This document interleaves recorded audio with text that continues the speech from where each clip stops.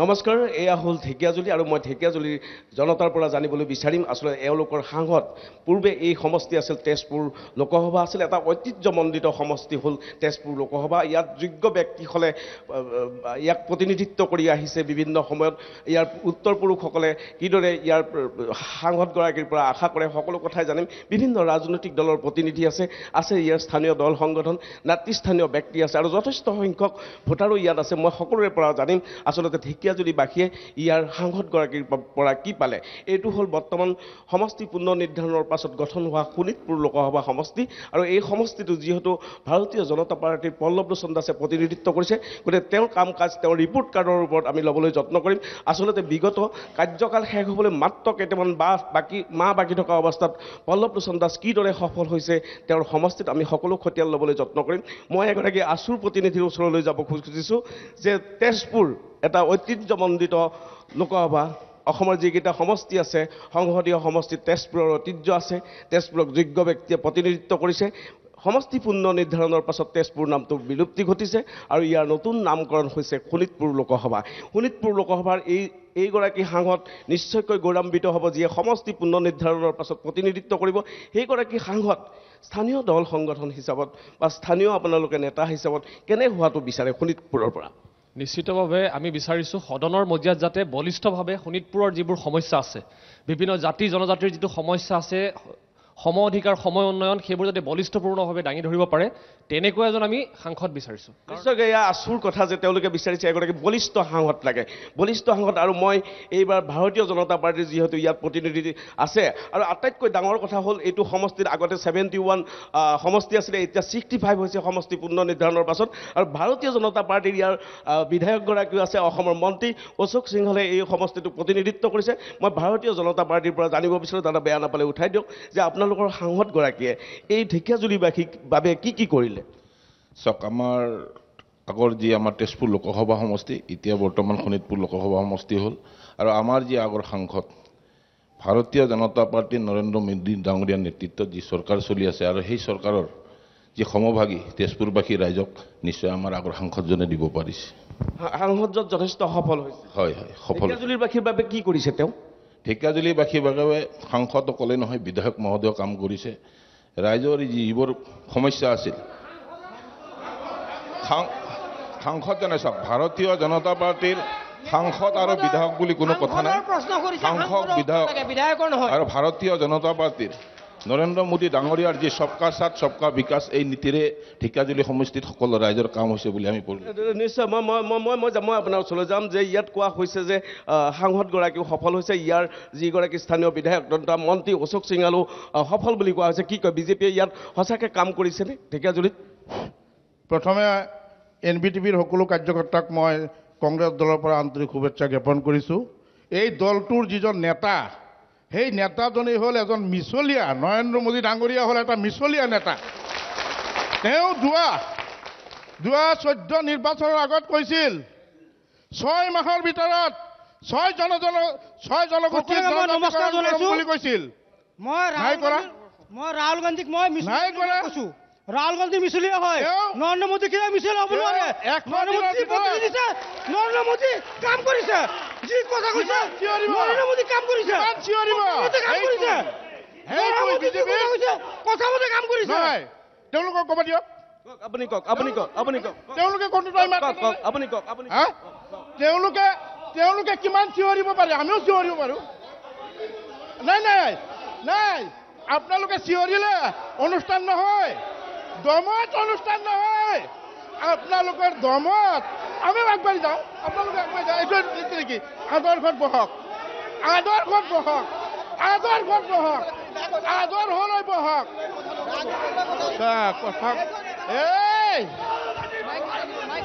শুনক, আজি তেখেতে নৰেন্দ্ৰ মোদী ডাঙৰীয়াক মিছলীয়া কৈছে। ভাৰতবৰ্ষৰ ৰাইজে ইতিমধ্যে তেখেতক তৃতীয়বাৰৰ বাবে প্ৰধানমন্ত্ৰী বনাৰ বাবে তেখেতে ইতিমধ্যে সিদ্ধান্ত গ্ৰহণ কৰিছে। নৰেন্দ্ৰ মোদী ডাঙৰীয়াক তৃতীয়বাৰৰ বাবে প্ৰধানমন্ত্ৰী কৰাৰ বাবে ইতিমধ্যে সিদ্ধান্ত গ্ৰহণ কৰিছে। নৰেন্দ্ৰ মোদী 2বাৰ প্ৰধানমন্ত্ৰী হোৱা নাই। ভাৰতত অকল নৰেন্দ্ৰ মোদী 2বাৰ প্ৰধানমন্ত্ৰী হোৱা নাই। মনমোহন সিং হৈছে, এক মিনিট তৰুণ গগৈ ডাঙৰীয়া তিনিবাৰ মই ঢেকীয়াজুলি শুনক মই ঢেকীয়াজুলি সমষ্টিৰ তিনিটা উন্নয়ন ক'ব বিচাৰিছো বাতাচীপুৰত যি জংঘল আছিল সেই জংঘল কাটি ঢেকীয়াজুলি দাদা আমাক কৈ থাকক আপুনি স্পীকাৰত কৈ আছে কৈ থাকক আপুনি छह में के अंदर एक भी बांग्लादेशी रहने नहीं सकेगा कौन बांग्लादेशी महंगाई हो गया अभी महंगाई कौन कमिल 70 বছর কংগ্রেস কি করেছে 2014 সালে বিজেপিৰ নেতাসকলে কৈছিল মুছলমানক খেদি নৰেন্দ্ৰ মোদী বৰ্তমানৰ মুখ্যমন্ত্ৰী হিমন্ত বিশ্ব শৰ্মা এজন পৰাক্ৰান্ত 2 বছৰ কেলেংকাৰী ভাৰতৰ কেলেংকাৰী এই মানুহজন আজি কেনেকৈ দুৱা তুলসী পাত হ'ল মিডিয়াৰ আগত নৰেন্দ্ৰ মোদী এইফালৰ পৰা উত্তৰ দিছে কক কংগ্ৰেছ দলৰ এইটো উদ্দেশ্য আছিল নেকি ইমান বছৰে যে মুছলমানক খেদিব লাগে এই কাৰণে আপোনালোকে নৰেন্দ্ৰ মোদী খেদা নাই বুলি আপোনালোকে মুছলমানৰ ওপৰত প্ৰতিশোধ ল'ব বিচাৰে নেকি ইমান বছৰ বাংলাদেশী সজোৱা দল হ'ল কংগ্ৰেছ অকণমান ধৈৰ্য ধৰক আহিম মই দল সংগঠন আছা কোনটোৰ পৰা আহিছে আপুনি আচ্ছা সদৌ সমাজী ছাত্ৰ সন্থা আছাই কথা এটা ক'ব আপোনালোকে অকণমান ধৈৰ্য ধৰি শুনক আছাৰ পৰা যে ঢেকীয়াজুলিৰ উন্নয়ন হৈছে নে নাই হয় আমি ইয়াতে সদৌ সমাজী ছাত্ৰ সন্থাই আমি এনবিক ধন্যবাদ দিছোঁ যিহেতু উন্নয়নৰ কথা আহিছে আমি সাংসদপঞ্জীৰ পৰা আজি তাৰিখে আমি এটা সাংসদপঞ্জীৰ পৰা দেখা পোৱা নাই আজি ইয়াত সাংসদৰ কথা ইয়াত হৈ আছে ইয়াত অশোক সিঙাল কাম কোৱা নাই আজি মিছলীয়া হয় আজি আদিবাসীৰ ক্ষেত্ৰত প্ৰতিশ্ৰুতি দিছিলে নৰেন্দ্ৰ মোদী ডাঙৰীয়া 2016 চনতে 6 মাহত কাম কৰিম বুলি কৈছিলে আজি নাই কৰা হেমন্ত বিশ্ব শৰ্মা ডাঙৰীয়া কৈছিলে 80% কাম হৈ গৈছে আদিবাসীসকলৰ বুলি কৈছিলে কিন্তু আদিবাসী কাম কৰিছে নেকি দেখাই দিয়ক নাই হোৱা আজি তাৰিখে হৈছে নেকি কওকচোন নাই হোৱা কিয় নাই হোৱা গতিকে সংসদৰ উন্নয়নৰ কথা যদি কয় আজি চাবলৈ গ'লে আদিবাসী লেণ্ড পাৰা দিছে আজি বাগানৰ উদ্দেশ্যটো কৰিছে কাম আজি বাগানত 551টো ক'ব লাগিছিলে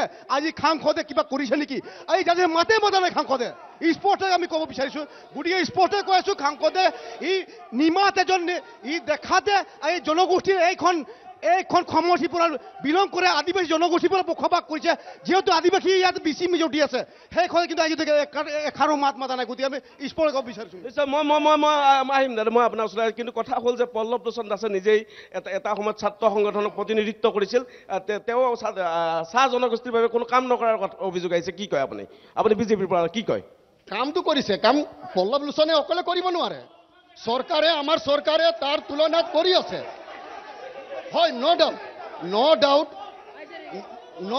মই কৈ আছোঁ মই কৈ আছোঁ ক'ব দিব পল্লৱ লোচন হয়তো সাংসদ পুঁজি হয়তো কম হৈছে ঢেকীয়াজুলি কিন্তু তাৰ তুলনাত কিন্তু অশোক সিংঘাল ডাঙৰীয়াই যিমান কাম কৰিছে মই ভাবিছোঁ সাংসদৰো কাম তেখেতে পূৰা কৰিছে পল্লৱ লোচন আছে পুৰা কাম আমাৰ বিধায়ক এইফালৰ পৰা ক'ব খুজিছে এইফালৰ পৰা কওক পল্লৱ লোচন দাস অসমৰ ভিতৰত যদি ব্যস্ত সাংসদ হয় ঢেকীয়াজুলি সমষ্টিৰ ফলক নাই পল্লৱ লোচন দাস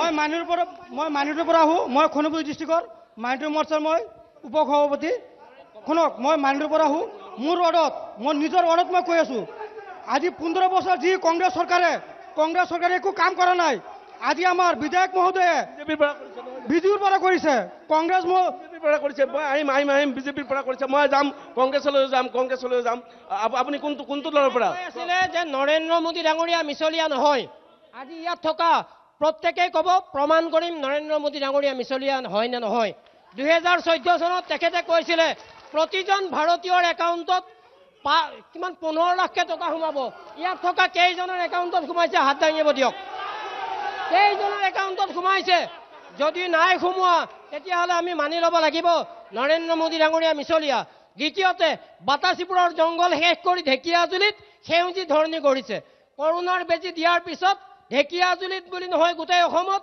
মানুহ কুকুৰ মৰা দি মৰিছে স্কুল কলেজ বন্ধ কৰি শিক্ষাৰ উন্নতি সাধিছে তেনেকুৱা নৰেন্দ্ৰ মোদীৰ মুৰ্দাবাদ নৰেন্দ্ৰ মোদীৰ মুৰ্দাবাদ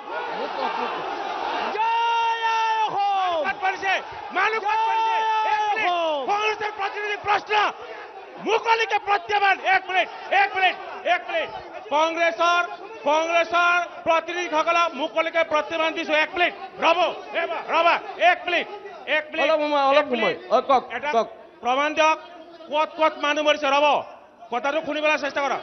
এক নম্বৰ ৰ'ব, প্ৰথমতে কথাটো শুনি লওক ভাৰত এক মিনিট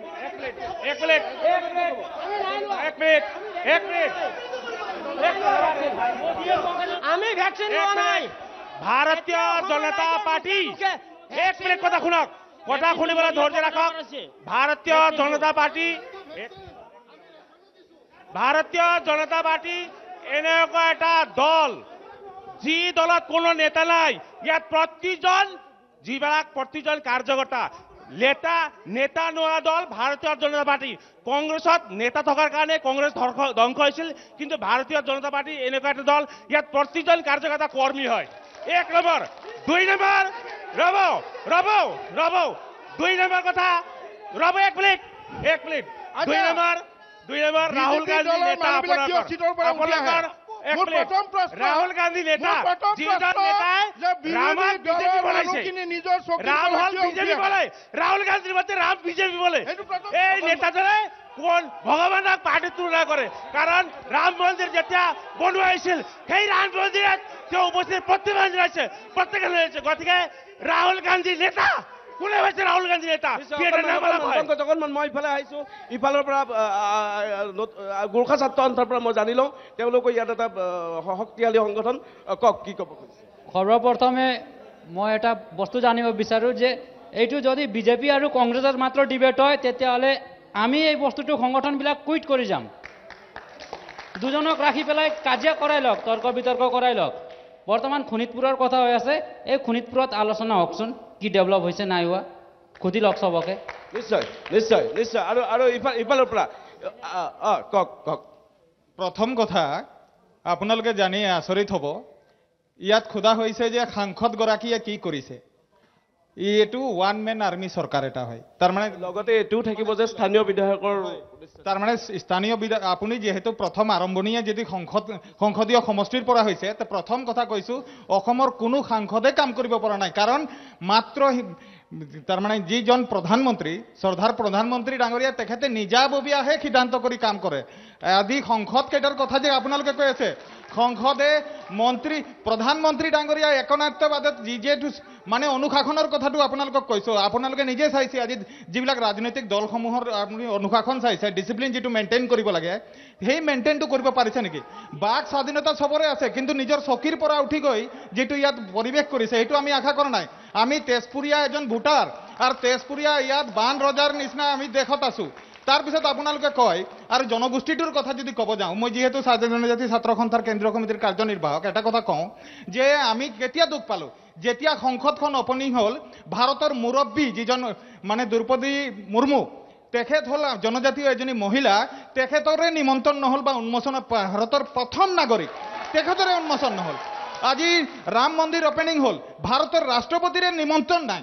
ইয়াতকৈ আৰু দুখজনক কথা হ'ব পাৰে নেকি? সেইকাৰণে কৈছোঁ একানাত্মবাদ চলিছে, আৰু সংসদীয় সমষ্টি হিচাপে আমি পল্লৱ লোচন দাস, মই নিজে জনজাতি ছাত্ৰ সন্থাৰ পৰা বিলংছ কৰোঁ, আমি গম পাইছোঁ যে তেখেতে যেনেকুৱা ধৰণে কাম কৰিব লাগিছিল, আমি কিন্তু তেনেকুৱা ধৰণৰ পোৱা নাই। প্ৰথম কথা। আৰু দ্বিতীয় কথা, শোণিতপুৰীয়া যিটো আমি ইয়াতে আলোচনা কৰি আছোঁ যে শোণিতপুৰীয়া হিচাপে আমি কেনেকুৱা বিচাৰোঁ, আমি শোণিতপুৰীয়া হিচাপে আমি লোকনায়ক অমীয় কুমাৰ দাস আমাৰ এইখন ঢেকীয়াজুলিৰ পৰা কৰি গৈছে, আমি তেনেকুৱা ধৰণৰ মহামানৱসকলক বিচাৰোঁ।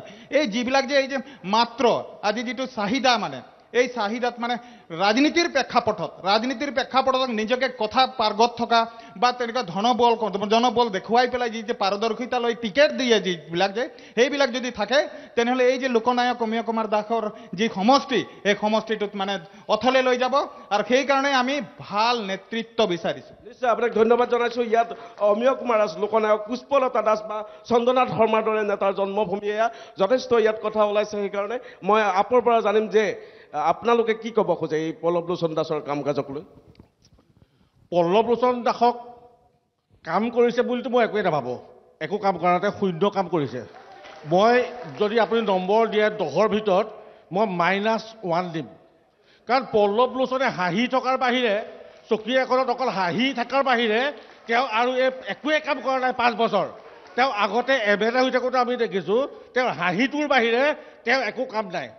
তেওঁক হাঁহিবলৈ দিয়ে, মুখ্যমন্ত্ৰীয়ে হওক বা আমাৰ প্ৰধানমন্ত্ৰীয়ে হওক তেওঁক হাঁহিবলৈ দিয়ে, তেওঁ গৈ পেলাই সভাই সমিতিয়ে তেওঁ গৈ পেলাই হাঁহি থাকে। এইটোৱে তেওঁৰ প্ৰধান কাম। বাকী গোটেই বিজেপি চৰকাৰখন হ'ল মিছলীয়া চৰকাৰ। এতিয়া আজি কয়, আজিকালি বাচ্চা জন্ম হ'লে গৰ্ভৱতী মহিলাক কয় যে নৰেন্দ্ৰ মোদীৰ মিটিং নাচাব, আপোনাৰ গৰ্ভৱত যিটো শিশু সি মিছলীয়া হ'ব। এনেকুৱা অৱস্থা এটা হৈছেগৈ আজিৰ দিনত। তেওঁ যিখিনি প্ৰতিশ্ৰুতি দিছিলে 2016 চনত যেতিয়া 14 চনত যেতিয়া প্ৰধানমন্ত্ৰী হৈছিলে, 16 মে'ৰ পিছৰ পৰা মহিলা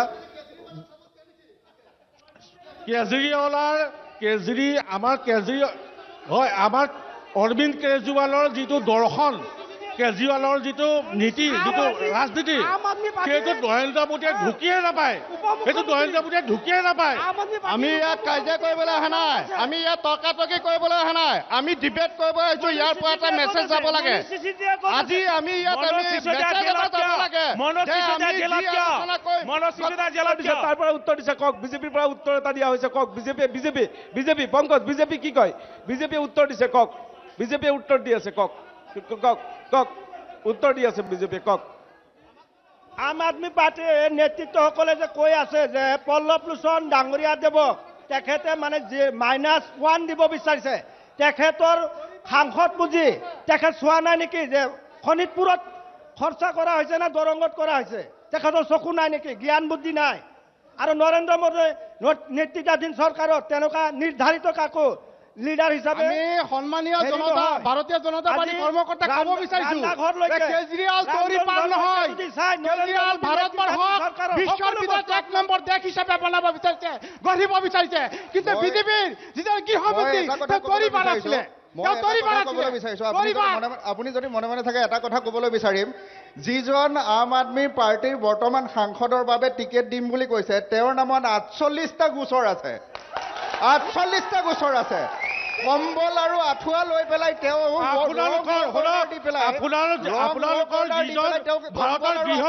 বিক্ৰী কৰিছে। অমিত শ্বাহ বিক্ৰী কৰিলে। জাষ্টিছ লয়া হত্যাকাণ্ডত তেওঁ প্ৰথমবাৰ CBI কেছত সোমাই আছিলে জেলত, এইটো চবেই জানে। গতিকে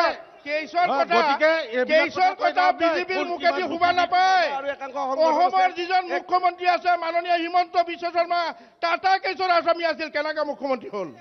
কেশৰ কথা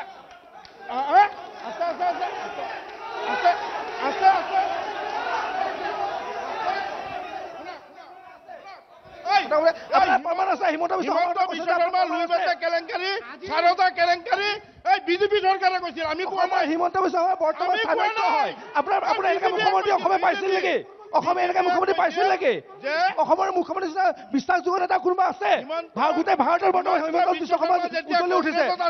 আপোনাৰ কোনোবা নেতা আছিলে? আপোনালোকৰ নিজৰ গড় হত্যা হৈছিলে, আজি গড় হত্যা হৈছে, আপোনালোকৰ গড় হত্যা হৈছে, কংগ্ৰেছ হৈছিলে, APSC কেনেকৈ হৈছিলে? আপোনালোকে কি কৰিছে? মই আহিম আপোনালোকৰ ওচৰলৈ, আহি আছো। মই সংগঠনৰ পৰা কিবা এটা ক'ব বিচৰা হৈছে, মই আপোনাৰ ওচৰলৈ আহিম, আপুনি কওক। নিশ্চয় মই অসম চাই ছাত্ৰ সন্থাৰ প্ৰতিনিধি হিচাপে এটা কথা ক'ব বিচাৰোঁ যে বিজেপি, কংগ্ৰেছ, আপ বিভিন্ন দল ইয়াত আছে, সেইটো এটা নিজৰ নিজৰ দলৰ নিজৰ মতামত ইয়াত আগবঢ়াইছে। কিন্তু আমি ইয়াত মুখ্য কথা হ'ল যে শোণিতপুৰবাসী হিচাপে, আমি শোণিতপুৰীয়া হিচাপে শোণিতপুৰৰ যিবিলাক নিজৰ যিবিলাক সমস্যা, ইয়াত যিটো ইতিহাস আছে শোণিতপুৰৰ, আমাৰ ইয়াত ঢেকাইলিত 13 শ্বহীদ, ইয়াত 42 চনত শ্বহীদ হৈছিলে।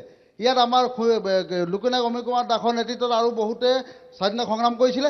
কিন্তু এই এনেকৈ ঐতিহ্যপূৰ্ণ এটা সমষ্টিত ইয়াৰ যিবিলাক সমস্যা, সেই সমস্যাৰ ওপৰতহে আমাৰ বেছি মতভেদ হোৱাটো প্ৰয়োজন আছে।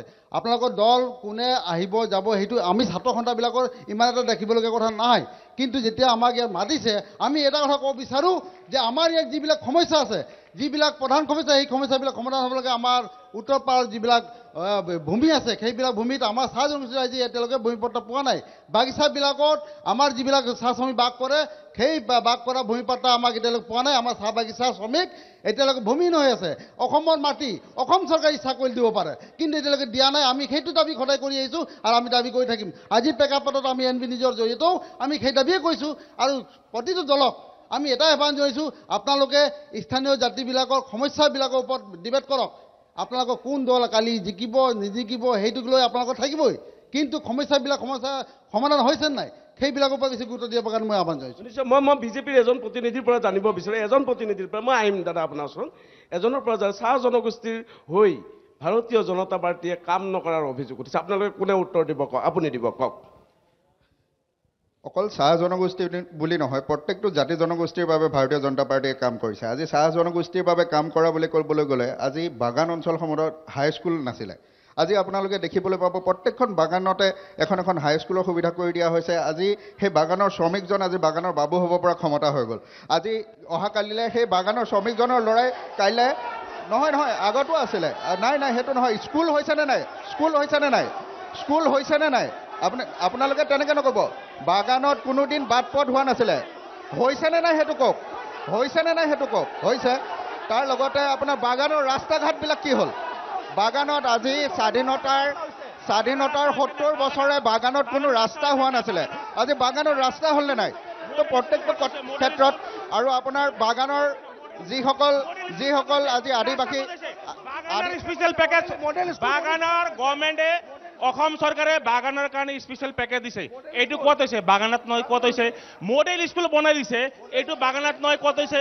আৰু এটা মোৰ প্ৰশ্ন, 1 মিনিট ৰ'ব, আম আদমিলৈ মোৰ প্ৰশ্ন, আম আদমি সমৰ্থকৰ মোৰ প্ৰশ্ন, মনোজ চিচুদিয়া কিয় জেলত? আৰু কংগ্ৰেছলৈ প্ৰশ্ন, কংগ্ৰেছে যেতিয়া মিটিং কৰিবলৈ যায় মানুহ নহয় কিয়? যদি কংগ্ৰেছ মিটিং কৰিবলৈ সভা কৰিবলৈ আজি কংগ্ৰেছে সভা পাতিব পৰা নাই কিয়? সভা পাতিব পৰা নাই কিয়? মানুহ নাই কংগ্ৰেছৰ মিটিঙত কিয় নাই? সেয়া দিন গ'ল কংগ্ৰেছৰ সভাত কোনো মানুহ নাহে বাবা, কোনো মানুহ নাহে। মই কংগ্ৰেছৰ মই কংগ্ৰেছৰ ওচৰলৈ আহিছোঁ। মই এগৰাকী মহিলা দেখিছোঁ, কংগ্ৰেছৰ এগৰাকী মহিলা, যে ইয়াত যিবোৰ আঁচনি ৰূপায়ণ কৰা হৈছে ঢেকীয়াজুলিত সমভাৱে মহিলাসকলে পাইছেনে নাই বাৰু? মহিলাই আঁচনি কোনটো পাইছে আমাৰ কংগ্ৰেছ বা আম আদমিয়ে পোৱা নাই, বাকী বিজেপিয়ে মহিলাই পাবই, কাৰণ আমাক মাহিমাৰ দৃষ্টিৰে চাই। আৰু সকলো কাম হৈছে নৰেন্দ্ৰ মোদীয়ে আমাক 15 লাখ টকা দিলে, এই যিমান 15 লাখ টকা দি এতিয়া বৰ্তমান আমি ঘৰত বহি আছোঁ। আৰু এতিয়া কৈছে বাগানত স্কুল হৈছে বা বাবু হৈছে, এজনহে বাবু হৈছে, সকলো ল'ৰা বা ছোৱালীটো বাবু হোৱা নাই, হয়নে? সেইটোৱে নিশ্চয়কৈ ইয়াত এটা কথা কোৱা হৈছে, বিজেপিৰ ফালৰ পৰা উত্তৰটো নিশ্চয় বিচাৰিম, পংকজ ইফালে যাব লাগে, মই যাব। বিজেপিলৈ এটা প্ৰশ্ন শুনক, আপোনালোক কংগ্ৰেছৰ পৰা এটা প্ৰশ্ন কৰা হৈছে, উত্তৰটো বিজেপিৰ পৰা যায়, আপোনালোকে উত্তৰটো জানিব বিচাৰিবনে বিজেপিৰ পৰা? উত্তৰটো আপোনালোকে জানিব বিচাৰিবনে বিজেপিৰ পৰা?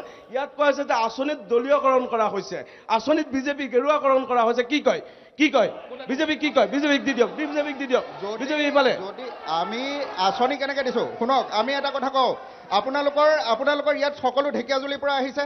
আমি এটা কথা ক'বলৈ বিচাৰোঁ, আমি ৰেচন কাৰ্ডৰ মিটিং কেতিয়াও ঘৰত গৈ কৰা নাই। আমি ৰেচন কাৰ্ডৰ মিটিং আমি এখন গাঁৱত গৈ পেলাই মুকলিভাৱে কৰিছোঁ। আমি অৰুণোদয় মিটিং কেতিয়াও ঘৰত গৈ কৰা নাই।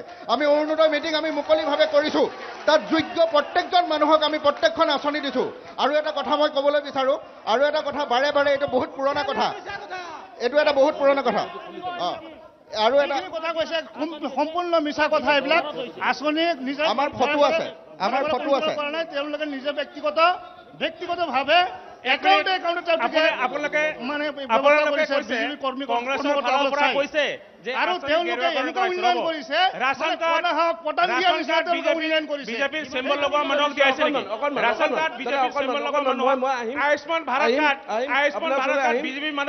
গোটেই মানুহক দিয়া হৈছে। ৰাচন কাৰ্ড ফ্ৰী চাউল কি বিজেপিৰ মানুহক দিয়া আছে নেকি? ষ্টাম্প মাৰি পেলাই ফ্ৰী কাৰ্ড যে বিজেপিৰ মানুহক দিয়া আছে নেকি ৰাচনটো? মোৰ বিজেপি দললৈ এটা প্ৰশ্ন থাকিব। আমি যিহেতু লোকনায়ক অমীয় কুমাৰ দাস ডাঙৰীয়া আমাৰ অসমৰ বিশেষকৈ স্বাধীনতা সংগ্ৰামী আছিলে, তেওঁ কংগ্ৰেছৰ এজন প্ৰতাপী নেতা আছিলে। আমি আমাৰ বৌদ্ধিকতাৰ পৰিচয় দিওঁ আৰু দি পেলাই বেছি তেনেকুৱা বেয়া ব্যৱহাৰ নকৰি আমি সুন্দৰকৈ কথা পাতোঁ।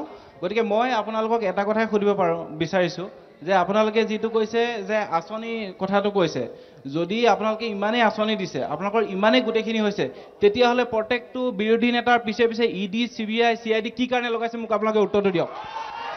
নিশ্চয় যাম, সেইটোলৈ যাম, সেইটো কংগ্ৰেছ। 1 মিনিট দাদা, তেওঁ কংগ্ৰেছ, 1 মিনিট যাম, তেওঁ কংগ্ৰেছ নেতা দাদা। এজ এ ৱাইচিবি এজ এ ৱাইচিবি নহয় নহয় আহিব আহিব আপোনালোকলৈ আহিম আপোনালোকে উত্তৰ আৰু বিজেপিৰ পৰা উত্তৰ দিব খুজিছে কওক আজি বিজেপি দলীয় নেতাবিলাকে কৈ আছে যে বাগানত আদৰ্শ স্কুল দিয়া হৈছে কিন্তু আজি আদৰ্শ স্কুলৰ অৱস্থা গৈ পেলাই চাওক দুটা বা এটা শিক্ষক দি আজি গোটেই ষ্টুডেণ্টবিলাকক চোৱা হৈছে আৰু যিখন আদৰ্শ স্কুল বনাইছে এইটো বিজেপিৰ বাপেকৰ টকা দি বনোৱা নাই এইটো আমাৰ কৰৰ পৰা বনোৱা হৈছে আজি আদিবাসী ছাত্ৰ সন্থাৰ স্পষ্ট কথা যে আদিবাসী ছাত্ৰ সন্থাৰ দাবী আছিল জনজাতিকৰণ মাটিৰ পাট্টা আৰু চাহ শ্ৰমিক দৈনিক মজুৰি 551 টকা দিম বুলি কৈছিলে বিজেপি চৰকাৰ যেতিয়াই অসমত চৰকাৰ বনাম বুলি কৈছিল কিন্তু আজি এটা দাবী পূৰণ নকৰিলে আৰু আজি ৰাস্তা ঘাটৰ কথা কোৱা হৈছে কিন্তু ৰাস্তা ঘাট আজি আমাৰ কৰৰ পৰাহে বনোৱা হৈছে কিন্তু আমাৰ দাবীবিলাক ক'ত গ'ল আজি পল্লৱ লোচন দাসৰ কথা ক'ব লগা হৈছে আজি পল্লৱ লোচন দাসৰ আজি ঢেকীয়াজুলি সমষ্টিৰ এটা ফলক দেখাই দিয়ক এমপিৰ এটা কাম দেখাই দিয়ক ঢেকীয়াজুলি সমষ্টি গতিকে মই ক'ব বিচাৰিছোঁ যে অসমৰ ভিতৰত ব্যৰ্থ যদি সাংসদ হয়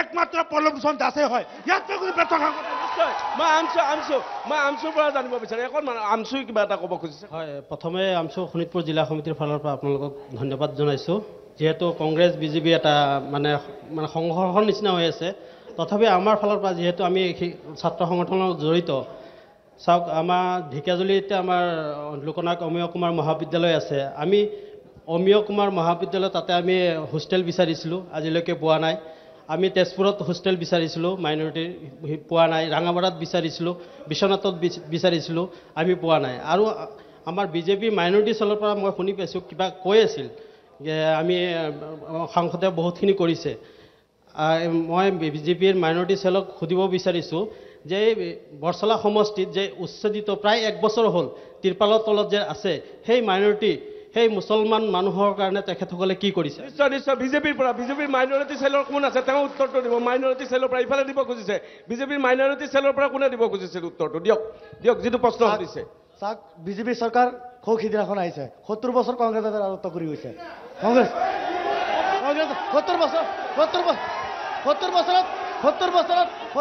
কংগ্ৰেছে কি কৰিব লাগিছিলে মাটিৰ পট্টা দি যাব লাগিছিলে তেওঁলোকে কংগ্ৰেছ প্ৰত্যেকটো কথা ক'লেই তেওঁলোকে এটা কথা কয় এইটো যিটো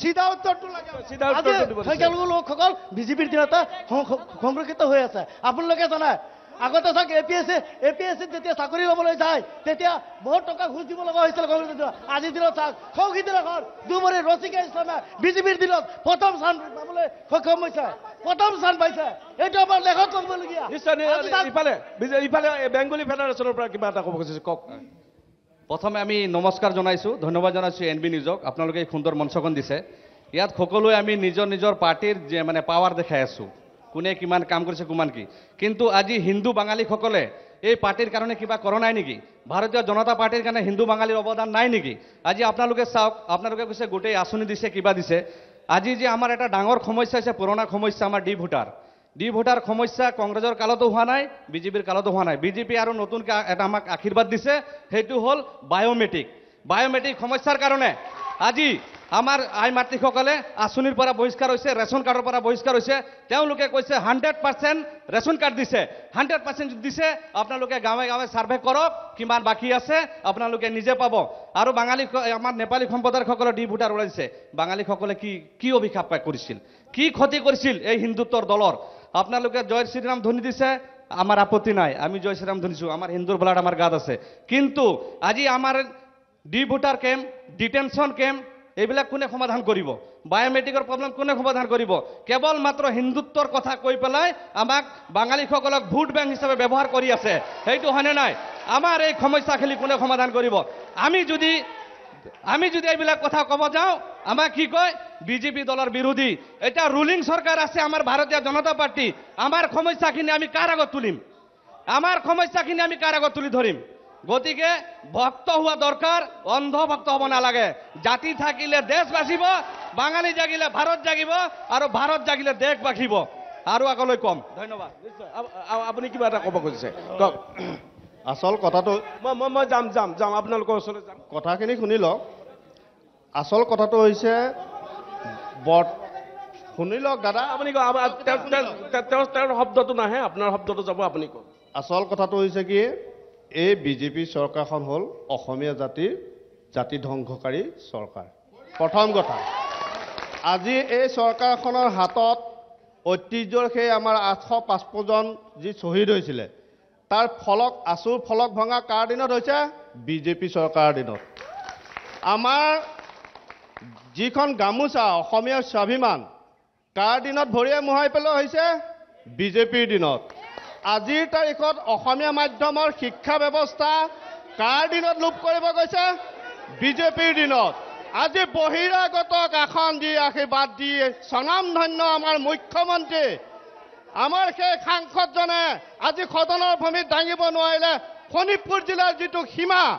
আজি অশোক সিংঘাল ডাঙৰীয়াৰ ইয়াৰ কেবিনেট মিনিষ্টাৰ অতি পৰিতাপৰ কথা যে চাৰিদুৱাৰৰ পৰা গাঁও কাটি আনি ভোটৰ নামত ঢেকীয়াজুলি সমষ্টিত সংলগ্ন কৰিলে কেৱল বড়ো গাঁও কেইখনমানক। আজিৰ তাৰিখত কিন্তু অসমীয়া গাঁও কেইখন চাৰিদুৱাৰৰ পৰা কাটি আনি তেওঁ ঢেকীয়াজুলিত কিয় নকৰিলে? দ্বিতীয় কথাটো হৈছে শিক্ষা ব্যৱস্থাৰ ক্ষেত্ৰত একেখন স্কুলতে থকা আজি যিসকল সিদিনা বেলেগ ডিপাৰ্টমেণ্টৰ পৰা গৈ পেলাই তেওঁলোকে OPS পাব পাৰে, টেটত সেই 12,000 দিয়া শিক্ষক যিটো সময়ত মুখ্যমন্ত্ৰী এডুকেশ্যন মিনিষ্টাৰ আছিলে তেওঁ আজি কিয় আজি সেইসকলক OPS দিব পৰা নাই? আজি শিক্ষাৰ ক্ষেত্ৰত যে আমাৰ স্কুল বন্ধ হ'ব লগা হৈছে, এমালগেমেশ্যন কৰিব লগা হৈছে, কিয় আজি এই পৰ্যায়লৈ অসমীয়া ভাষাক নমাই নিলে? এক ছেকেণ্ড, দ্বিতীয় এনচাৰ দিব। দ্বিতীয় কথাটো হৈছে আজিৰ তাৰিখত আপুনি এটা কথা চাওক, আপোনালোকে কৈছে যে চৰকাৰে উন্নয়ন কৰিছে আঁচনিৰ জৰিয়তে।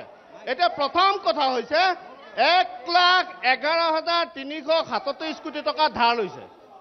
আজি এই চৰকাৰখনে ধাৰ লৈ লৈ লৈ হিতাধিকাৰী সজাইছে। হিতাধিকাৰীৰ ওপৰত হিতাধিকাৰী তেওঁলোকে ভোটৰ বেংকটো মজবুত কৰি ৰাখিছে। ইয়াৰ পিছত আজি প্ৰডাক্টিভিটিৰ ক্ষেত্ৰত চাওক, অসমত যথেষ্ট সংখ্যক চৰকাৰী ভূমি আছে। আজি কিমান নিবনুৱা যুৱক যুৱতী ইফালৰ পৰা এটা উত্তৰ দিছে, ইফালৰ পৰা এটা উত্তৰ দিছে, তেওঁ উত্তৰ দি আছে, তেওঁ ইফালৰ পৰা কওক। হাল্লা নহয়, আপুনি কওক, আপুনি শুনক, চমুকৈ কওক। আজিৰ তাৰিখত এই নিবনুৱাসকলক সংস্থাপিত কৰিবৰ কাৰণে আপোনালোকৰ আঁচনি কি আছে? নিশ্চয় ক'ব। বিজেপিৰ পৰা কিবা এটা কৈছে, কওক। সিফালৰ পৰা কৈছে, কওক। বিজেপিৰ পৰা কি ক'ব, কওক। ঢেকীয়াজুলিত বড়ো গাঁও অন্তৰ্ভুক্ত হোৱাত কমপ্লেইন কৰি আছে। বড়ো গাঁও অন্তৰ্ভুক্ত হোৱাত কি কমপ্লেইন কৰিবলৈ কি আছে? বড়ো গাঁও ইমান দিনত আমি ফৰেষ্ট এলেকাত আছিল, বাস কৰি আছিলে, একো সা সুবিধা পোৱা নাছিলে। অশোক সিংঘালৰ মৰমত নেতৃত্বত আজি অন্তৰ্ভুক্ত হ'ল, তেতিয়া তাৰ ওপৰত কিহৰ কমপ্লেইন দিব লগা হ'ল? বেলেগৰ কথা নাজানো, বড়ো অন্তৰ্ভুক্ত হোৱাত আপত্তি নাই ডাঙৰীয়া, আপত্তি নাই, আপত্তি নাই। আমাৰ অসমীয়াখিনি কিয় নকৰিলে? মোক সেইটো কথা লাগে। মোৰ আপত্তি নাই, বড়োসকল ভূমিপুত্ৰ, অসমীয়া গাঁওখনত কিয় কাটি থৈ আহিল? আজি আহি চাওক, 71 গাঁৱৰ মাটি অধিকাৰ দিলে, এটা দেখোনে এটা গাঁৱত এটা যদি অধিকাৰ পালে আজি অধিকাৰ দেখাই দিয়ক। আপোনাক কওক, আপোনালোকে কিবা এটা ক'ব খুজিছিলে, কওক কওক। হয় চাওক, সত্যটো সত্য কথা। আজি আমি ইয়াতে 3 বছৰ AGPৰো আপোনাৰ MP চাইছোঁ, ইয়াতে কংগ্ৰেছৰ MP চাইছোঁ, BJPৰ MP চাইছোঁ, তিনিওটাই অকবৈধ, তিনিটাই। শুনক, সত্যটো সত্যই, সত্য না RP শৰ্মাই ভাল কাম কৰিছে, না আমাৰ আপোনাৰ এইটো কি আছিল, আমাৰ পল্লৱ লোচন দাস ভাল কাম কৰি। তাৰ আগত যে আছিল এজন, কি এইটো আছিল আপোনাৰ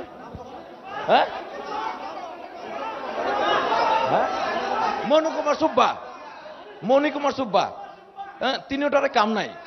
এটা কথা ক'ব যাওঁ, চাওক, কথা কম যে যদি কোনোবাই কাম কৰিছে তাৰতো ভাল গুণ কাম, চিন্তা কৰা। কোনোবাই ভাল পাক বেয়া পাক আমাৰ ক'বলগীয়া নাই। আমি সংগঠন হিচাপত ঢেকীয়াজুলিত কাম হৈছে নে নাই? ঢেকীয়াজুলিত কাম দাদা কি ক'লো আপোনাক, যে কেইটা তিনিটাই MP অলগদ্ধ, তিনিটাই কাম নাই ইয়াতে। এটা দুটা নহয়, কংগ্ৰেছ BJP AGP তিনিটাৰে কাম নাই ইয়াতে। কাক ভাল ক'ব আপুনি? যোনে লংকাত যায় সিয়ে ৰাৱণ হৈ বহি থাকে, যোনে লংকাত যায় সিয়ে ৰাৱণ হৈ বহি। এই ৰাৱণক চিধা কৰিবৰ কাৰণে এই যে আহি আছে নিৰ্বাচন 24ত উত্তৰ ওলাব।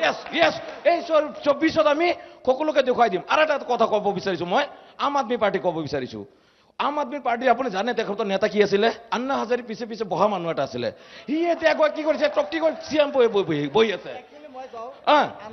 আজি আন্না হাজাৰীৰ কান্ধত ভৰি দি পেলাই আজি আমাৰ দিল্লীত তেওঁ চিফ মিনিষ্টাৰ হৈ আছে।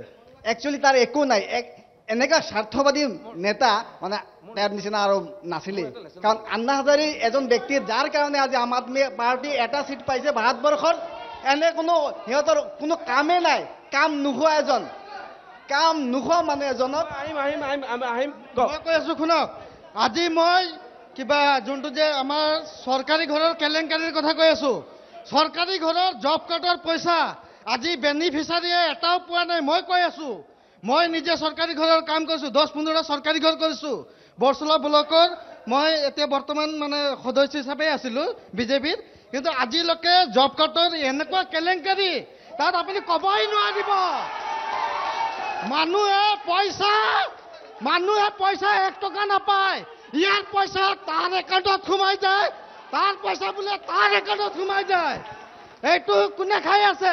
এই মাজত এটা মিডিয়া হৈছিল, আমি এটা মিডিয়া কৰিছিলোঁ, তাত জব কাৰ্ডৰ পইচা মানে এতিয়া মোৰ পইচা, এতিয়া আপুনি মানে ইয়াৰ মেম্বাৰ হয়, আপোনাৰ একাউণ্টত কেনেকুৱা সোমাব? এইটো প্ৰশ্নৰ উত্তৰ মোক লাগে। আৰু অৰুণোদয় আঁচনি কি দুখীয়া মানুহ পাইছে নে ধনী মানুহ পাইছে? মই কৈ আছোঁ, অৰুণোদয় আঁচনি অকল ধনী মানুহে পাইছে। আমাৰ গাঁৱত আছে, মই মেম্বাৰটো ডেথ হৈ গ'ল। মই কৈ আছোঁ, একো কাম হোৱা নাই, একো কামেই হোৱা নাই। আৰু অৰুণোদয় আঁচনি ধনী মানুহে পায়, দুখীয়া মানুহে নাপায়। আমাৰ ইয়াৰ যাৰ খেতি আছে, খেতি মাটি, সি অৰুণোদয় নাপায়। যাৰ খেতি মাটি নাই, সি অৰুণোদয় পায়। এইটো কি ৰাইট নে লেফ্ট হয়? আজি কংগ্ৰেছ মই আহিম আপোনালোকৰ ওচৰলৈ আহিম। এক মিনিট তেখেতে মই একেটা এটা ক'ব খুজিছে। 1 মিনিট পংকজ কওক। মই ক'ব বিচাৰি আছোঁ, আমাৰ যি মিহিৰাম সাংসদজনে আমাৰ শোণিতপুৰ, আমাৰ তেজপুৰ লোকসভা সমষ্টিত তাৰ কামৰ ক্ষেত্ৰত ব্যৰ্থতা হৈছে। আৰু আমি আদিবাসী জনগোষ্ঠীৰ পৰা বিলং কৰোঁ। যেতিয়া আমাৰ 2014 চনত কৈছিলে সন্মানীয় আমাৰ প্ৰধানমন্ত্ৰী ডাঙৰীয়া, সবকা সাথ সবকা বিকাশ, কিন্তু এতিয়া চাই পাই আছোঁ গোটেই জনগোষ্ঠীৰ উন্নতিৰ ক্ষেত্ৰত নহয়, আমাৰ আদিবাসী লোকসকলক 6 মাহৰ ভিতৰত আমি জনজাতিকৰণ ক'ত গৈছে? তাৰ পাছত 351 টকা মজুৰি, তাৰপিছত কি কৈছে ভূমিৰ পটা। যদি চাহ শ্ৰমিক দৈনিক মজুৰি যদি 351 টকা দিব নোৱাৰিলে, মোদী ডাঙৰীয়াটো ব্যৰ্থ। কেনেকৈ উন্নতি হ'ব? আৰু স্কুল দিছোঁ বুলি কৈছে, স্কুলৰ কথা আপোনালোকে গম পায়। আদৰ্শ বিদ্যালয় কেইটা দিছে, আদৰ্শ বিদ্যালয় কেইটাত শিক্ষকবিলাক বেলেগ ঠাইৰ পৰা আনিছে। প্ৰাথমিক বিদ্যালয় প্ৰাধিকৰণ কৰিব পৰা নাই। প্ৰাথমিক বিদ্যালয় যদি শিক্ষা দিশটো উন্নতি নহয়, তেতিয়াহ'লে উচ্চ পৰ্যায়ত উন্নতি হ'ব, আদিবাসী জনগোষ্ঠীৰ উন্নতি হ'ব এইটো ক্ষেত্ৰত। আৰু আমাৰ সাংসদজন একেবাৰে মিহিৰাম, কিন্তু ৰাজনৈতিক লাভালাভ, ৰাজ্যৰ লাভালাভ নহয়। মই যে YCPৰ এগৰাকী প্ৰতিনিধি আছে, আপুনি কওক, উঠি দিয়ক, বেয়া নাপাতে উঠি দিয়ক। প্ৰশ্ন আছিলে আমি সাংসদগৰাকী কেনেকুৱা বিচাৰোঁ আৰু বৰ্তমানৰ সাংসদগৰাকীয়ে কাম কাজ কৰিছেনে নাই। পিছলৈ গৈ এই বস্তুটো দুটা দলৰ মাজত সংঘাতৰ সৃষ্টি কৰিলে, তেওঁলোকে ৰাজ্যিক ভিত্তিক, ৰাষ্ট্ৰীয় ভিত্তিক অন্যান্য প্ৰসংগলৈ গুচি গ'ল আৰু মূল প্ৰসংগত তল পৰি গ'ল। মই স্পষ্টভাৱে YCPৰ পৰা, ঢেকীয়াজুলি আঞ্চলিক সমিতিৰ পৰা ক'ব খোজোঁ যে বিগত কেইবাটাও কাৰ্যকালৰ তেজপুৰৰ সাংসদগৰাকীয়ে সঁচা অৰ্থত তেজপুৰ সমষ্টিক প্ৰতিনিধিত্বক সবলভাৱে প্ৰতিনিধি কৰাত ব্যৰ্থ হৈ আহিছে। পল্লৱ লোচন দাসো নিশ্চিতভাৱে ব্যৰ্থ হৈছে, কাৰণ তেওঁ এগৰাকী বলিষ্ঠ সাংসদ হিচাপে তেওঁ যে শাসক দলৰ সদস্য, সেইটোলৈ তেওঁ গুৰুত্ব নিদি ৰাইজৰ স্বাৰ্থত তেওঁ বলিষ্ঠ কণ্ঠৰে কিছুমান সমস্যা উত্থাপন কৰিব পাৰিব লাগিছিল।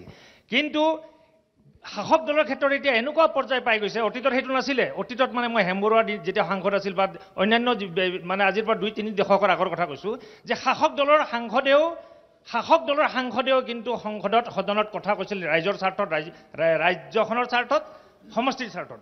এতিয়া এনেকুৱা হৈ গৈছে যেন শাসকীয় দলৰ সাংসদগৰাকীয়ে সমষ্টিত থকা এটা সমস্যাৰ কথা ক'লেই যেন তেওঁৰ দলৰ ৰোষত পৰিব।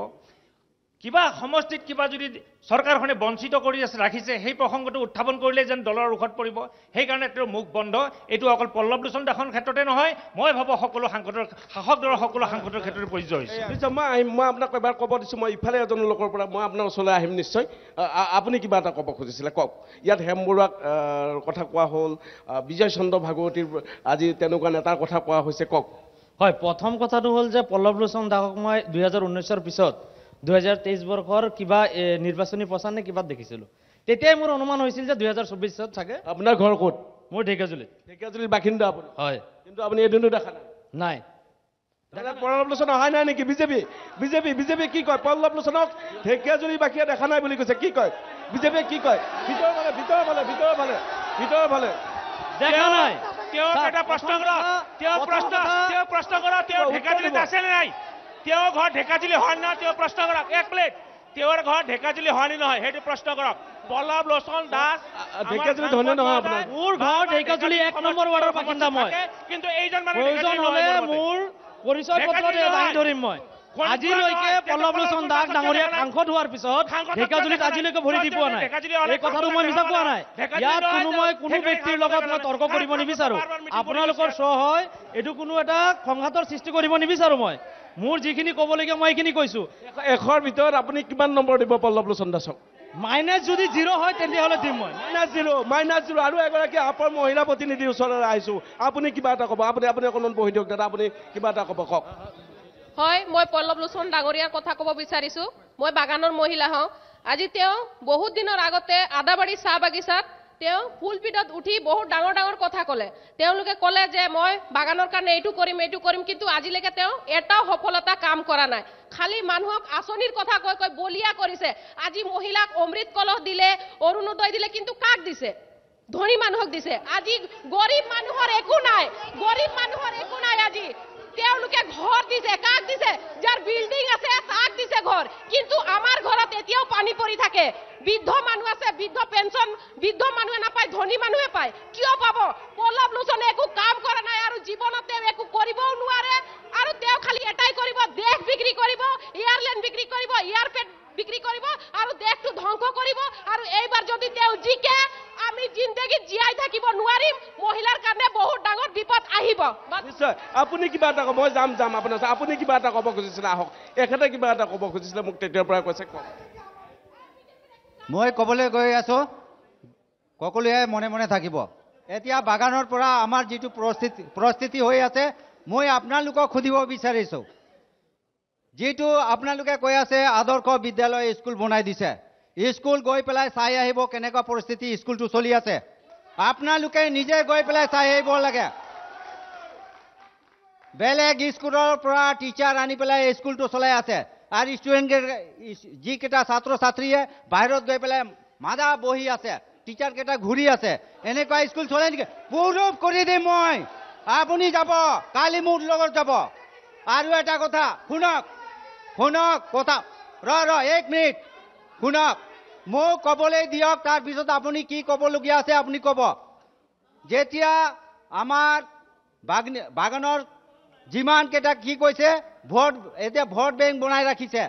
এইটো কৈছে ST দিম, জনজাতি কৰিম, জনজাতি দিম বুলি কৈছিলে। হ'ল আমাৰ যিকেইটা আমাৰ গ্ৰেজুৱেট LLB কৰা ল'ৰা ছোৱালীকে এনে বেকাৰ আছে, এইবিলাকৰ ভৱিষ্যত কি হ'ব?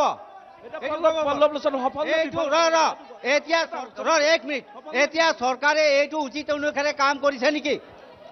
আপোনালোকক এইটো ৰাখি দিছো দলিয়াই। আপোনাৰ প্ৰশ্নৰ উত্তৰ দিয়ে, কিন্তু মই আৰু এজন প্ৰতিনিধি, ইফালে এজন লোকে ক'ব বিচাৰিছে। আপুনি ক'ব বিচাৰিছিলে, আপুনি আপোনাৰ ওচৰলৈ আহি কওক। আজি আমাৰ এই অসম চৰকাৰৰ ভিতৰত যিমান কেইজন নেতা আছে, বিজেপিৰ যিমান কেইজন নেতা আছে, সিহঁতেতো চব কংগ্ৰেছৰ পৰাই আহা। সিহঁতে প্ৰকৃত বিজেপি কেইজন আছে? আৰু বাকী যিকেইজন আছে সৰু নেতা, সিহঁতেতো চব ঠিকাদাৰ। আজি বিজেপি আছে, কালি বেলেগ দল আহিলে সেইটো দলত যাব। অকল পইচাৰ কাৰণে ৰাজনীতি কৰে সিহঁতে। অকল পইচাৰ কাৰণে বিজেপিৰ বহুত কথা ওলাইছে। পল্লৱ লোচন দাসৰ কথা ওলাইছে। মই আপোনালোকৰ ওচৰলৈ আহিম। আপুনি এবাৰো কোৱা নাই নেকি? মই কংগ্ৰেছৰ প্ৰতিনিধি। মই এটা কথা ক'বলৈ বিচাৰিছোঁ যে আমাৰ যিটো বসুন্ধৰাৰ নামত যে আমাৰ দৰখাস্ত লৈছিলে মাটিৰ পাট্টা দিব বুলি, আমি দেখা পাইছোঁ বেংগলী হিন্দু যিসকল মানুহে বিজেপিক 80% ভোট দিছিলে, সেইসকলৰ মানুহ এজনকো পাট্টা দিয়া হোৱা নাই। তাৰ লগে লগে আকৌ আদিবাসীসকলকো পাট্টা দিয়া হোৱা নাই। সঁচা কথা, 80% ভোট দিছে বাঙালী হিন্দুসকলে। তেওঁলোকে ভেলিড কাগজ পত্ৰ থকা সত্ত্বেও তেওঁলোকক আজি পাট্টা দিয়া নাই। পাট্টা এটাও দিয়া নাই, গোটেই অসমতে দিয়া নাই। আৰু এটা কথা কৈছোঁ, অসমত মাননীয় প্ৰধানমন্ত্ৰী আহি পেলাই কৈছিলে এটাও পাট্টা দিয়া নাই, এক ছিংগল পাট্টা দিয়া নাই বাঙালী হিন্দুক।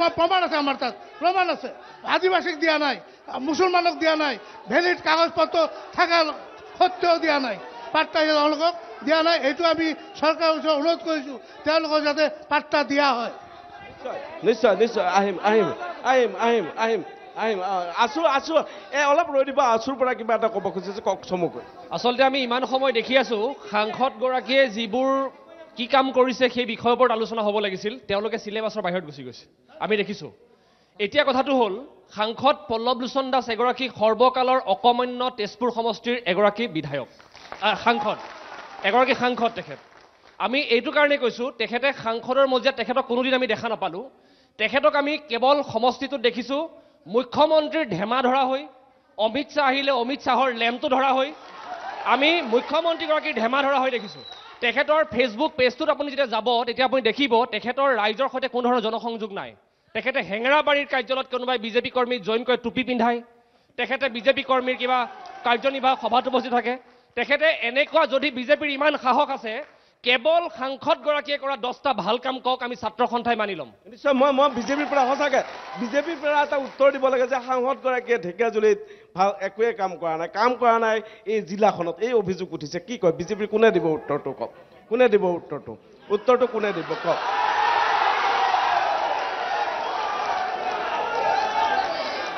ৰাইজে শুনক আমাৰ সাংসদগৰাকীৰ অভিযোগ আহিছে মই এটা কথা ক'ব খোজো চৰকাৰ চলি আছে কেন্দ্ৰীয় চৰকাৰ 24 এপ্ৰিল মাহত নিশ্চয় চাগে তাৰিখ পৰিব তাৰ আগলৈকে আমাৰ সাংসদগৰাকী সাংসদ হৈ আছে এতিয়া যদি আপোনালোকে কয় যে সাংসদগৰাকী একো কৰা নাই তেতিয়াহ'লে নৰেন্দ্ৰ মোদী একো কৰা নাই চিধা কথা উত্তৰটো তেনেকুৱা আহিব আজিৰ তাৰিখত আপোনালোকে চাব নৰেন্দ্ৰ মোদী ডাঙৰীয়া বিশ্বৰ আজি জনপ্ৰিয় নেতা হিচাপে পৰিগণিত হৈছে এনে হোৱা নাই সৰুকৈ কাম কৰিছে সমাজৰ প্ৰতিটো শ্ৰেণীৰ কাৰণে কাম কৰিছে আপোনালোকে চাব যে এগৰাকী দুখীয়া মানুহে ঘৰ পকী ঘৰ আজি পাইছে কংগ্ৰেছৰ কি আছে যে কাৰোবাক 10,000 20,000 টকা দিলে ঘৰ পাইছে আজি গোটেই সমতাটো বিকেন্দ্ৰীকৰণ কৰি দিছে আজি এগৰাকী দুখীয়া মানুহে বিনা পইচাত ঘৰ পাইছে কাকো তেল মাৰিব লগা হোৱা নাই কোনো মুখ্যমন্ত্ৰীক তেল মাৰিব লগা হোৱা নাই কোনো বিধায়ক তেল মাৰিব লগা নাই ঘৰ পাইছে গেছ পাইছে এগৰাকী মহিলাই আজি আপোনালোকে অকণমান এওঁলোকৰ পৰা উত্তৰটো শুনক আৰু কোনোবাই কৈছে যে আমি গৌৰাকৰণ কৰিছো আছো আমি কোনো ধৰণৰ কৰা নাই আমি ৰাইজৰ ওচৰত গৈছো ৰাইজৰ চোতালত মিটিং পাতিছো ৰাইজক কৈছো যে আমাৰ এই স্কিম আছে আপোনালোকে নিজে ববিয়াকে লওক গোটেইখিনি ব্যৱস্থা দিয়া হৈছে আজি গোটেই আঁচনি আজি যিমান নিডি পিপলক দিয়া হৈছে যাক প্ৰয়োজন আছে তেওঁক দিয়া হৈছে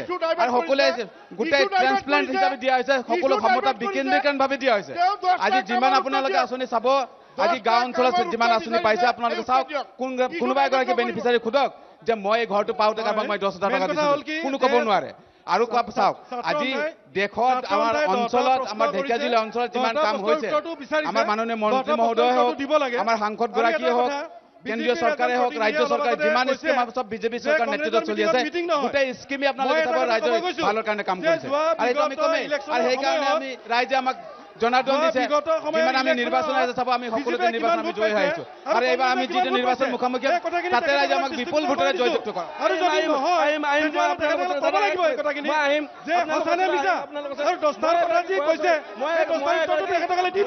বয়স্ক মহিলাক দেখিছোঁ মই তেওঁৰ পৰা জানিব বিচাৰিম যে ঢেকীয়াজুলিত যি হৈছে এইফালে ঢেকীয়াজুলিত যি হৈছে আপুনি সুখী হৈছে নে মই ঢেকীয়াজুলি বেছি দূৰৰ কথা নকওঁ 1 নম্বৰ ৱাৰ্ডৰ কথা কওঁ তেওঁলোকে কৈছে চৰকাৰী ঘৰৰ আঁচনি দিছে ঢেকীয়াজুলি খ্ৰীষ্টান বস্তিৰ কেইখন ঘৰ পাইছে চৰকাৰী ঘৰ মোক বিজেপিৰ মানুহে কওক যি দুখীয়া মানুহৰ ঘৰৰ লিষ্টত নাম আহিছে চব কাটি দিছে আপোনালোকে নাপায় ঘৰ কিয় আদিবাসী মানুহখিনিয়ে কিয় ঘৰ কাটিছে মোক প্ৰশ্নৰ উত্তৰ দিয়ক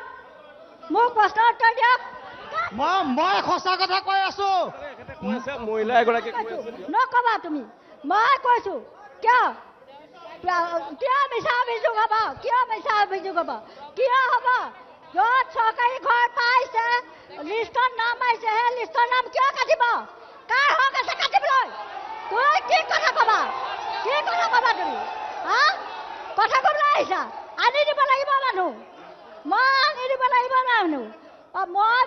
মই তুমি মোৰ লগত ওলাবা কালি মই দেখুৱাই দিম মোৰ লগত ওলাবা আৰু ঢেকীয়াজুলি টাউনৰ কি উন্নতি কৰিছে ঢেকীয়াজুলি চহৰৰ কি উন্নতি কৰিছে ইফালে ইফালে মই আহিম আপুনি কিবা এটা চাওক মই প্ৰথমতে আপোনালোকক ধন্যবাদ জনাইছোঁ ইয়াত যিবিলাক কথা বতৰা হৈছে বৰ অশোনীয় মানে লিডাৰশ্বিপ দেখাবলৈ আহিছে নিচিনা লাগিছে কিন্তু মই জনাত উন্নয়নৰ যিটো কথা ঢোকঢাল বজাইছে বিজেপিয়ে সম্পূৰ্ণ একদম সম্পূৰ্ণ জিৰ' তেওঁলোকে একোৱে নাজানে তেওঁলোকৰ জ্ঞানৰ পৰিসৰ নাই এজন এম এল এৰ যদি কাম এটা বিচাৰি যায় 20% তেওঁক দিব লাগে 20% তেওঁক দিব লাগে তাৰপিছত আৰু ইয়াত বেছিকৈ উপকৃত হৈছে পুঁজিপতি শ্ৰেণী আজি উপকৃত হৈছে 20%ত কামবিলাক বিক্ৰী কৰি থলুৱা জীৱক এনে হালা কৰি আছে আপুনি এমএলএ যে 20% কৈছে কোন এমএলএ অশোক সিংহৰ ঢেকিয়াজুলি অশোক সিংহ ডাঙৰীয়া আছে প্ৰমাণ আছে তেনেকুৱা আমাৰ তথ্য আছে আহিম আৰু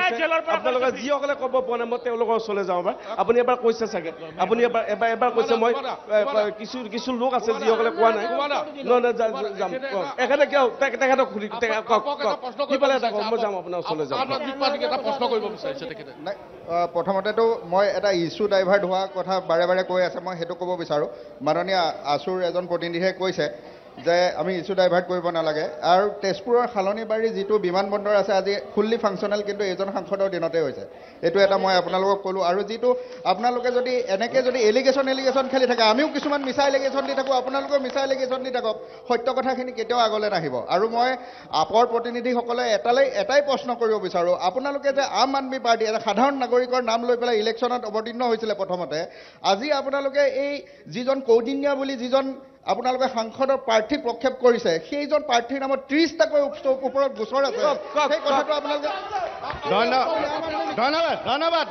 ধন্যবাদ শুনি লওক উত্তৰটো শুনি লওক কিয় কৈছো বঢ়িয়া প্ৰশ্ন কৰিছে আপুনি এই উত্তৰটো আপোনালোকে জনা দৰকাৰ কাৰণ আমি ভোট বিচাৰি সেই মানুহজনৰ কাৰণে ৰাইজৰ মাজলৈ যাম তেওঁক ভোট কিয় দিব তেওঁৰ ওপৰত যদি ইমান গোচৰ আছে তেওঁক কিয় ভোট দিব এতিয়া শুনি লওক এতিয়া যদি তেখেত ক্ৰিমিনেল হয় তেখেতে এটা আইনত দ্বাৰস্থ হৈ আছে তেখেতক এতিয়া মহামান্য আদালতে তেখেতক দোষী সাব্যস্ত কৰা নাই আপোনালোকে সেই অধিকাৰ ক'ত পালে যদি তেওঁ দোষী হয় তেতিয়াহ'লে আপোনাৰ অমিত শ্বাহৰ আজি কিয় কেছ নাই নৰেন্দ্ৰ মোদীৰ কেছ নাই বিষ্ণু প্ৰসাদ ৰাভাক ভৰিত শিকলি লগাই লৈছিল ভৰিত শিকলি লগাই থানালৈ চুচৰাই নিছিলে বিষ্ণু প্ৰসাদ ৰাভা গম পায়নে আপোনালোকে গম পাই তেখেতক এতিয়াও আইনত দ্বাৰস্থ হোৱা নাই যোৱাকালি প্ৰেছ মিট দিছে কেন্দ্ৰীয় কমিটিয়ে দিছে কল খোৱা বান্দৰ নহয় অৰবিন্দ কেজৰিৱাল কল খোৱা বান্দৰ বুলি নাভাবিব তেওঁ স্কেনিং কৰি পেলাই টিকেট দিছে তেওঁ টকা দিয়া নাই তেওঁ স্কেনিং কৰি টকা দিছে তেওঁ এতিয়াও দোষী হোৱা নাই আপুনি কিবা এটা ক'ব খুজিছিলে খুব চমুকৈ অসম জাতীয়তাবাদী যুৱ ছাত্ৰ পৰিষদৰ ফালৰ পৰা আপোনালোকলৈ বহুত ধন্যবাদ NB নিউজে এনেকুৱা এটা অনুষ্ঠান ইয়াত অনুষ্ঠিত কৰিছে প্ৰথম কথা ক'বলৈ গ'লে পল্লৱ লোচন দাস ডাঙৰীয়াক ছ'চিয়েল মিডিয়াতে হওক বা যিকোনো মাধ্যমতে হওক আজিৰ দিনটোত তেওঁ বহাগত ওলোৱা কুলিৰ নিচিনাকৈ ওলায় আৰু সময়ত আকৌ নোহোৱা হৈ যায় এই কথাষাৰ চবে মন কৰিছেনে সঁচা কথা এটা কৈছোঁ মই বহাগত যেনেকৈ কুলিয়ে বিনাই তেওঁ সেই ইলেকশ্যনৰ বতৰত বিনাই পেলাই লাহেকৈ নিশ্চয় 2024 আহি আছে আৰু এটা দুটা মাহৰ ভিতৰত 2024 আহি আছে 2024ত নিৰ্বাচন অনুষ্ঠিত হ'ব আৰু পল্লৱ লোচন দাস কুলি হৈ আকৌ শোণিতপুৰলৈ আহিব লৈছে কোনে ক'ব বিজেপিৰ পৰা কোনে দিব উত্তৰটো আপুনি দিব মই আপুনি ক'ব মই তেখেতৰ ওচৰৰ পৰা আহি আপোনাৰ ওচৰলৈ আহিম কওক আজি তেওঁলোকে এটা কথাই কৈ আছে যে বিজেপিয়ে কোনো কাম কৰা নাই আজি যে উগ্ৰপন্থীৰ সমস্যা কোনে সমাধান কৰিলে আজি উগ্ৰপন্থী কোনে সমস্যা কৰিলে আজি দুখীয়া ঘৰৰ ল'ৰাৰ কাৰ্য চাকৰি পাইছে আজি পানীৰ সমস্যা কোনে সমাধান কৰি আছে জল জীৱন কোনে আনিছে আজি উগ্ৰপন্থীৰ সমস্যা কোনে সমাধান কৰিছে আজি গাঁৱে গাঁৱে পানী কোনে আনিছে তেখেতে নাজানে পল্লৱ লোচন দাস এজন সাংসদ হোৱাৰ উপৰিও ভাৰতীয় জনতা পাৰ্টীৰ ৰাজ্যিক সমিতিৰ সাধাৰণ সম্পাদক তেওঁৰ দায়িত্ব গধুৰ গতিকে সাংসদে দিশত চাব লাগিব আৰু সাংসদে চাব লাগিব শোণিতপুৰত যিবিলাক আঁচনি গোটেইখিনি ৰূপায়িত পল্লৱ লোচন দাস নেতৃত্বত কেন্দ্ৰীয় চৰকাৰৰ গোটেইখিনি আঁচনি পল্লৱ লোচন দাসে পল্লৱ লোচন দাসৰ নেতৃত্বত ৰূপায়িত কেন্দ্ৰীয় চৰকাৰৰ আঁচনি গোটেই পল্লৱ লোচন দাসে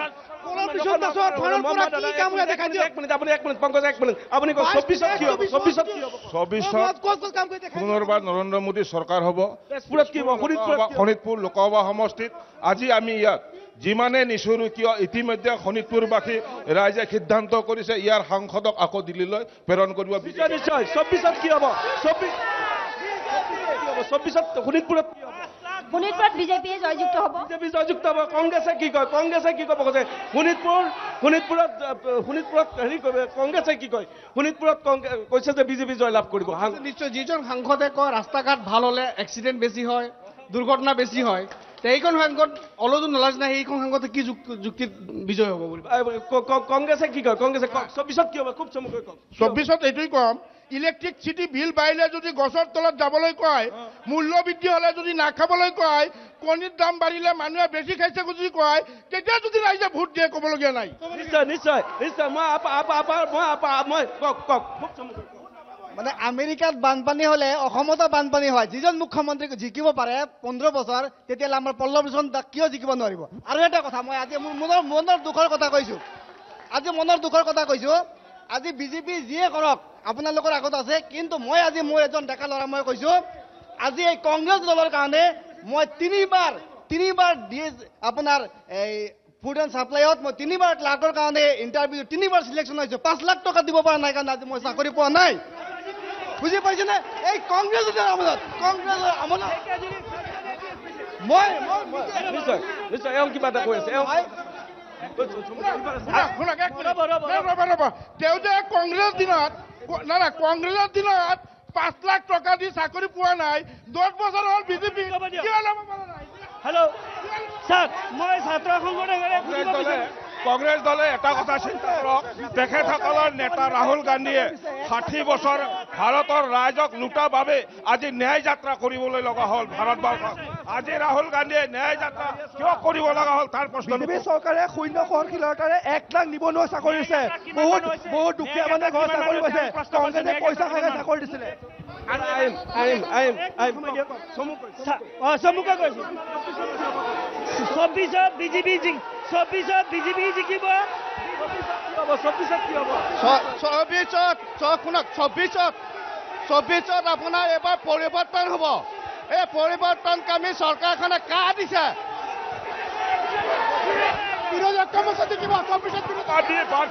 শোণিতপুৰ জিলাত কংগ্ৰেছ জিন্দাবাদ। ধন্যবাদ। এই মুহূৰ্তত মই কুমাৰজী ধৰ্মাই বিদায় লৈছোঁ। চাই থাকিব MD নিউজ।